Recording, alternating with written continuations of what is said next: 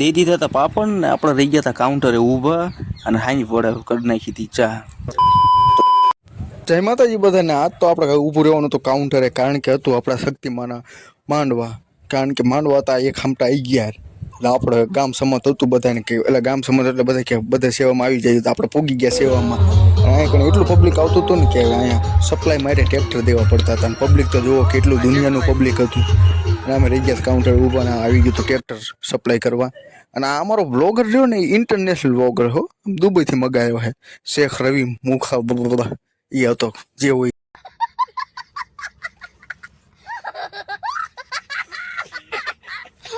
શેખ હોય એ જોઈ લો. પબ્લિક જો પબ્લિક પૂરું જ નહોતું થતું, અમારે સપ્લાય જ એટલી કરી બધાએ. પબ્લિક જ આયા કરે, પબ્લિક આયા કરે. ઘણું મહેમાન હતું. પછી થાકી પાકીને આપણે બે ઉપર લીધી હતી ડીશ અને લેવાની હતી પ્રસાદી. આ પ્રસાદી અમે એક થાળીની અંદર બે જણા લઈશું પ્રસાદી.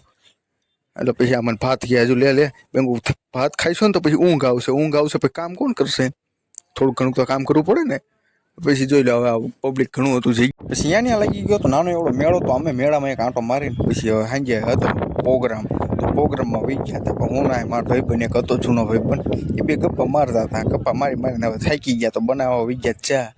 અને જો અમારા પાડોશી નાખતા હતા અંદર ખાંડ અને આ ભાઈ બનાવે માવો. આપણે કડી ખાટાને ઓલું ડોયો પીકડો હોય, પછી ભાઈબંધ જ બનાવશે ચા. કારીગરને જ બનાવવાની હોય, આપણે દમ થાય.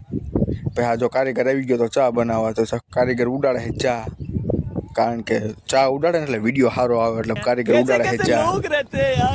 10 રૂપિયાની પાલી હોય, જેને પીવું એ પોગી જાય જો.